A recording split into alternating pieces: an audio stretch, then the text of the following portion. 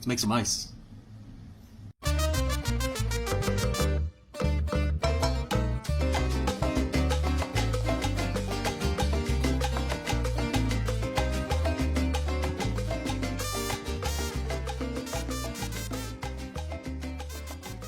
Hey everybody, welcome back to the Cantina.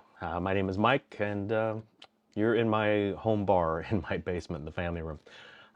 Today, I want to talk to you about ice. I know it sounds like a boring subject, but it's really, I guess I've kind of become an ice snob, if you will. Just kind of knowing the difference between regular ice and clear ice is a huge difference in your cocktail making. You know, everybody thinks ice is ice, but in reality, that could not be further from the truth. This is the typical ice that you might get from, actually, this is what I get from ice maker back here in the corner. And don't get me wrong, I love this ice maker because I never have to go upstairs, you know, to the refrigerator to grab the refrigerator ice from upstairs, nor do I have to make trays in the freezer down here either. And this is great for stirring cocktails and or shaking cocktails. But the problem with this cloudy ice, or the quote-unquote normal ice that you'll normally get or make, is that it's, number one, it's cloudy, which means it's less dense than a piece of clear ice. And because of that, what happens is that it will melt faster in your cocktail. So if you're serving something where the spirit is the most important part of the cocktail, let's say like a scotch on the rocks or an old-fashioned, where you really want to be able to taste the whiskey or the scotch or the bourbon for that matter, you'll want to use an ice that melts slowly so that it doesn't melt quickly and dilute the drink. You want it to melt slowly so all you're tasting is the whiskey or the bourbon or the scotch.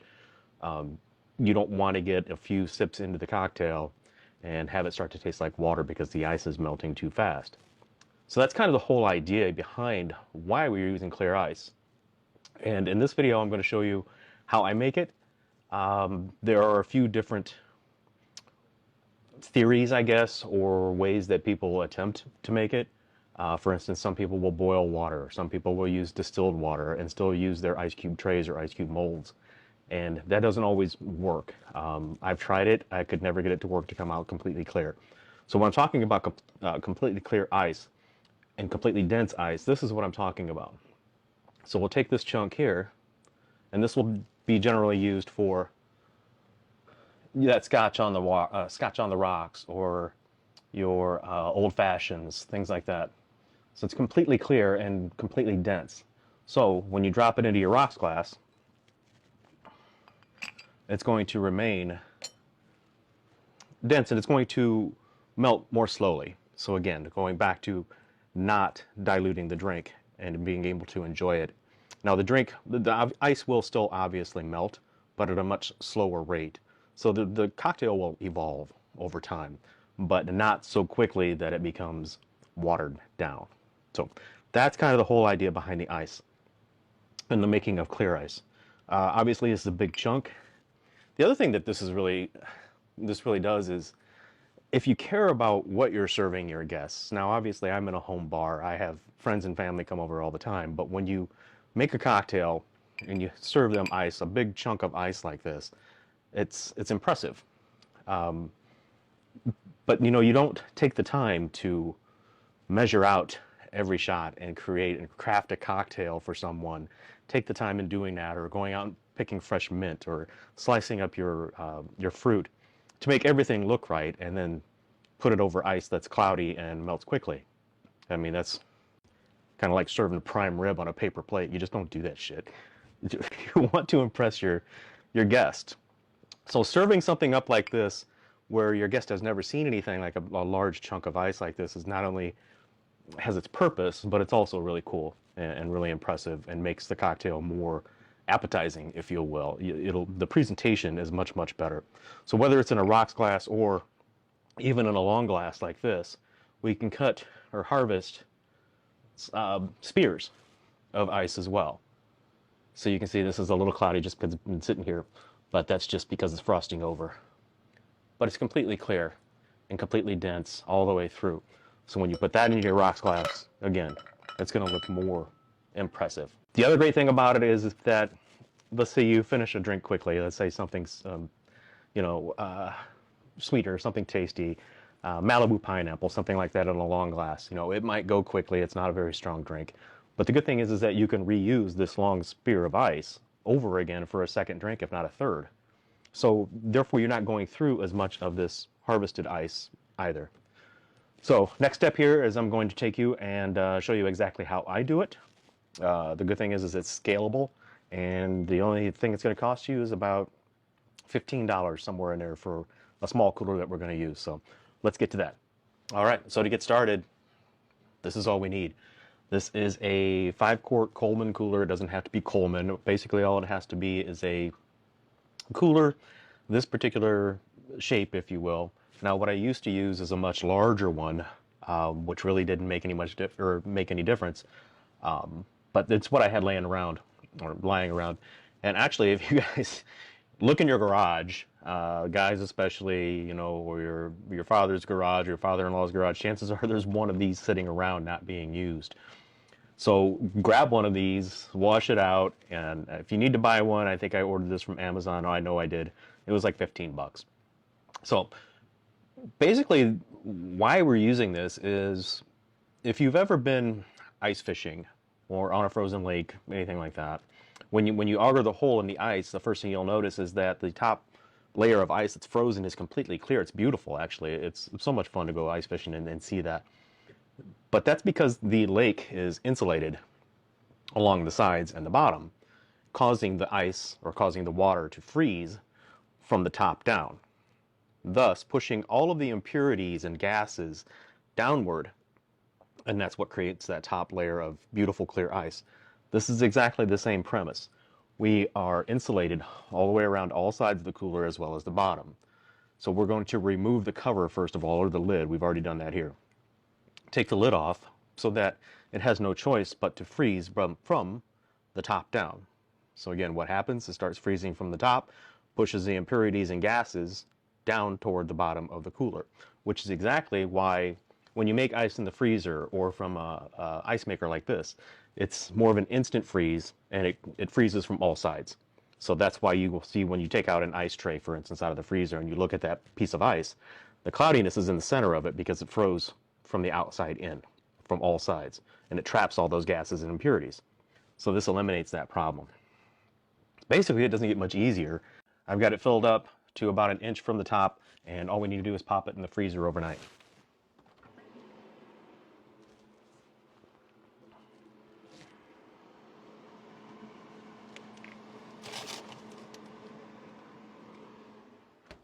So now all we do is wait. Minimum 24 hours, depends on how thick you want it. So you can go 24, you can go 36, you can go 48 hours. The thing to keep in mind is that in 24 hours, the top half of the cooler will be frozen. The bottom half will have some very thin ice, almost like a shell, and will still have water in the bottom of it. If you leave it for 48 hours, the entire cooler will be frozen.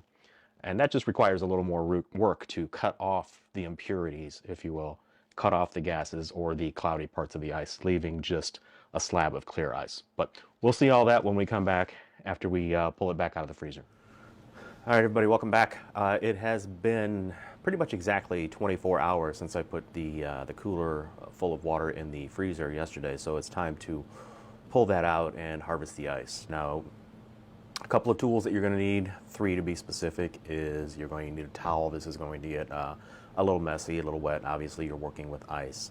And then you're going to need a bread knife or something long and serrated. Bread knife works perfectly. And let's face it, it's not being used upstairs anyway. I mean, who's cutting their own loaves of bread these days? Go look. You know, if you've got a knife block upstairs in the kitchen, chances are you've got a bread knife that hasn't been used for a while. Grab it. You're going to need it. And aside from that, any kind of hammer or mallet, rubber mallet, anything like that, just to apply a little bit of impact onto the back of the knife itself, onto the spine of the knife. So let's pull out the cooler. Let's see what we've got.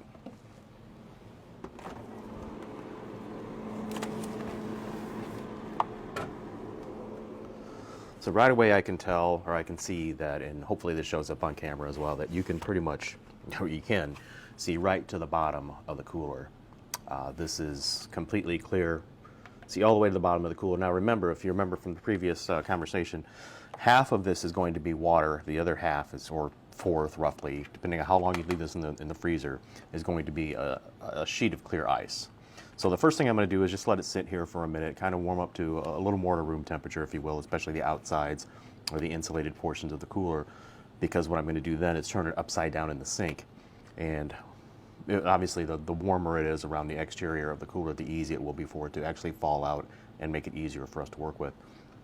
Now the other thing, as I mentioned yesterday as well, is that again the bottom half of the cooler is basically going to be just pure water. So by doing it over the sink, it's going to allow that to all leak out. So we'll let it sit here for a second. Oh, the other thing that it's going to do is actually allow the ice to temper or harden a little bit. When you first bring ice out of a freezer, it's very brittle and easy to break apart, which is not exactly what we want in this. We want to be able to carve spears and then ultimately carve those spears into cubes relating to the sizes that we need for our cocktail glasses that we have. Now your glasses may be different sizes than mine, but we're going to measure that out as soon as we get this out of the cooler here. So I'm going to take this over to the sink, turn it upside down, and let it fall out.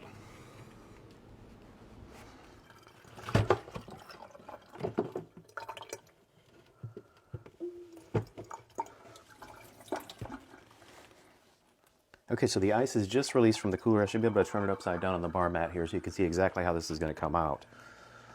So I'm going to turn it out, or excuse me, turn it over and release the ice out. Maybe. There it is. So again, as we mentioned before, what we're going to see now is that, again, as I mentioned, all of the impurities, this is obviously upside down in the cooler, but have gone away from the clearest portion of the ice down into this little cavity here. And all we're going to do is just literally break this apart. It's very soft ice. It's not even frozen solid. It's basically, again, as I mentioned yesterday, just a shell. And we're just going to clean it up. Now, some people might save this. I don't. I have other means of having shaker ice rather than using this. Some people will use this as shaker ice. I'm going to dump some of this out here if I can.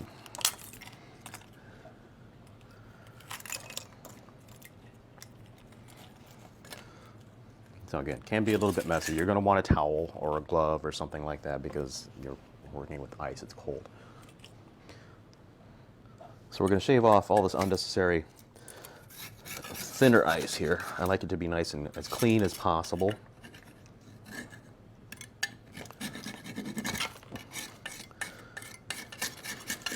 This is easy to do, guys. It's simple. You may want to be careful. It's a little bit sharp. The ice itself, that is, but it's easy to shave off. Now, because of that, obviously, if you want to get really fancy, you can, once you have your cubes and spears cut, you can, for instance, obviously, I'm sure some of you have seen that ice can be shaped into, blocks of ice or cubes of ice can be shaped into diamond patterns, and that looks really cool, but ain't nobody got time for that shit.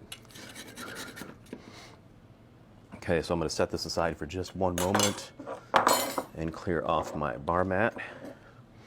So as you can see, once we get all of that stuff away, you've got literally clear, solid, dense ice to be used to create our cubes and spears. So again, I'm just going to empty this, my bar mat, off into the sink, clean up my workspace here just a little bit.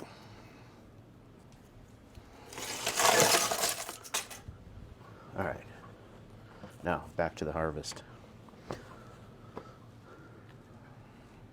We're going to bring our slab back over here. The next thing we want to do is take your glassware, and in order to make sure that you're cutting the proper sizes and then ensuring that they're going to fit, what I will normally do is take the tapered end or the bottom side of the glass that I'm cutting ice for, and I want to make sure that the spear that I'm cutting,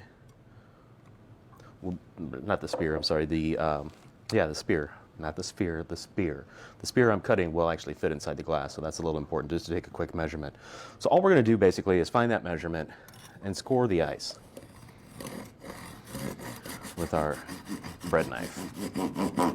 Now this has been sitting out for a little bit, so it is going to be tempered, which is exactly what we want. A lot of people will go ahead and score the slab all the way around, which you can certainly do. Now keep in mind that sometimes these will break into pieces when you cut the spears off or actually separate it. Scoring all the way around can help with that. For me, it's not always consistent that I've found. So sometimes it does break apart, which is fine because you can cut that into cubes anyway. So it's not really a big deal. So again, we're just going to score this a little bit more on this side. And then you're going to take your hammer, find your score, and just lightly tap along the spine of your knife, and boom, there she is. So now you've got a spear that should fit into your glass, like so. Perfect. And again, nice, clear, beautiful, dense ice that will melt slowly in your cocktails. So that's one spear. What I normally do and how I store these is I will take, well, for right now, I'm going to put them back in the cooler just for temporary storage. So that's one spear down. I'm going to cut another spear here. And then this time we will further cut that down into our cubes.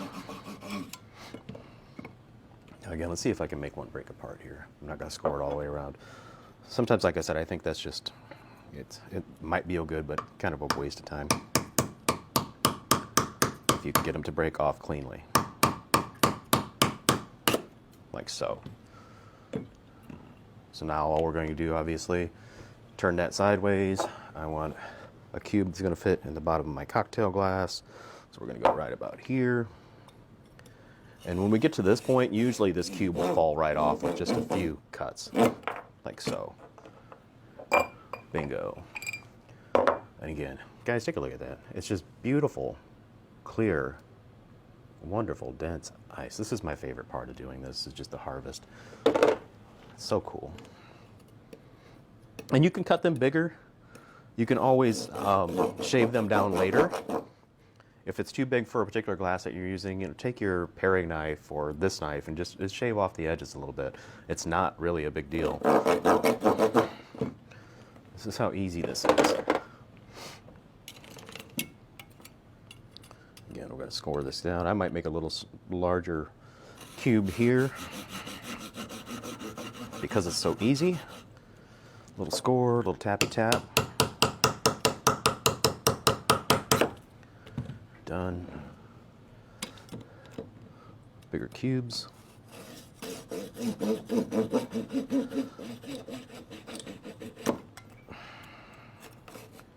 Cold. Create more cubes. And you know, if you do, all you really need to do is to do this a couple times, 2 or 3 times, and you're going to have more than enough ice, especially for a setting like this. You know, you're at a home bar. You don't have an entire bar full of people expecting clear ice.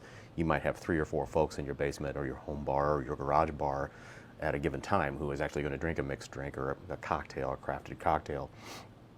So after a couple of times of harvesting this ice, you should have plenty. What I will do is put them in a freezer bag and literally just store them in the freezer and take them out one by one as I need them. Easy.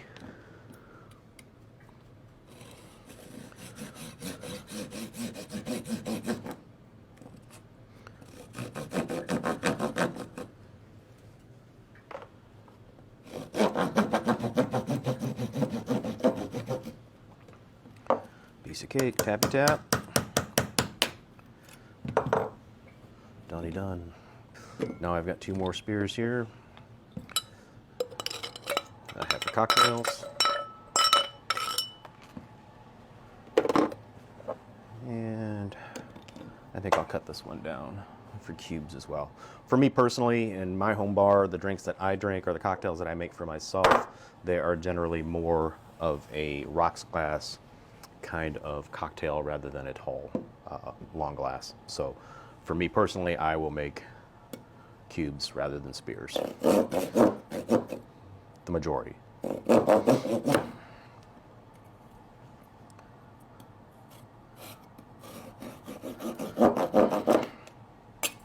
Just like that,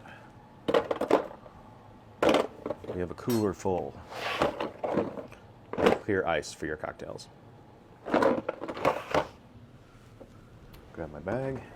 I have one for spheres. As you can see, like I said, make them ahead of time. You got a whole bag full.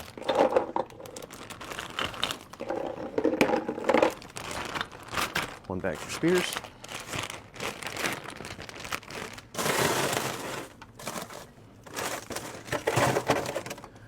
And I'm going to need a new bag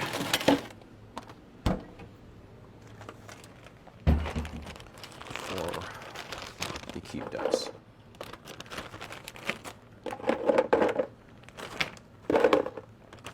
This was an empty bag. Now I have ice for 1, 2, 3, 4, 5, 6, 7, 9 cocktails.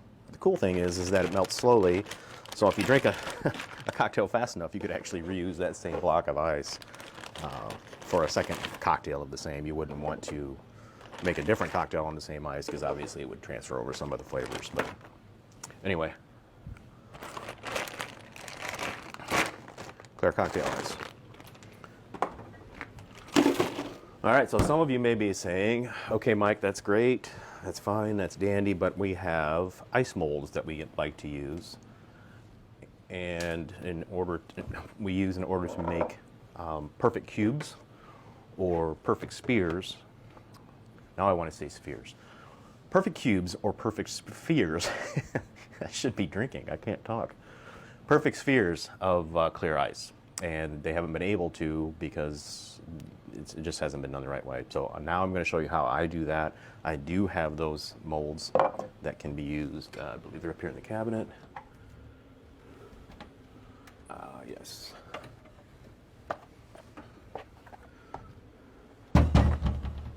So here are those molds. Spherical and perfectly squared ice cubes. Or not perfectly, they're tapered on the bottom. But the way to do this, and the way that I found that is most helpful or most efficient in creating clear cubes or spheres out of these molds, is that you have to literally destroy it a little bit. What we're going to do is we're going to put pinholes in the bottom of the molds, silicone molds. You can see my finger pushing through there.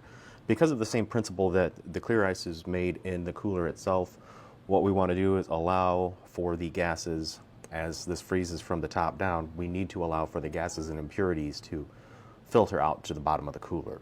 So it's this very same principle, you just need to allow the gases to escape, because if they don't, then obviously the gases and impurities are going to get trapped halfway through the cube. You're going to have clear ice on top and then cloudy ice at the bottom. So it's really an easy fix. Same thing for the sphericals. We put holes in the bottom of these as well so that we get clear ice out of those too. So again, you're going to have to destroy it. Just take a pair of scissors or some kind of screwdriver or something sharp. Just cut out holes at the bottom of each of the molds. The other thing that you will need to do is you're going to need to suspend them in the cooler itself so that it's halfway up, in other words. Now what I've done is I have a small colander that I put upside down in the bottom of the cooler, and then I'll just set this on top of that. Or the other thing that you could do is use the other mold, set that down on the bottom, use the one with holes on the top that you want to make, and then that way it's also suspended from the top, allowing those gases and impurities to filter out through the bottom. So all you have left at that point is completely clear molded cubes or spheres. So thanks for popping in. Hopefully this helps. It's just to show you how easy this can be. Show you how the clear ice versus cloudy ice, regular ice, can affect the way that your cocktails taste, how long the ice lasts, and basically just to let you know that ice is simply not just ice. All ice is not created equal. So stay tuned for the next one. I'll have more cocktail recipes coming up here real quick. I think the next one I want to do is a Negroni. That is another cocktail that I've grown to love. So we'll do that one next. Stay tuned.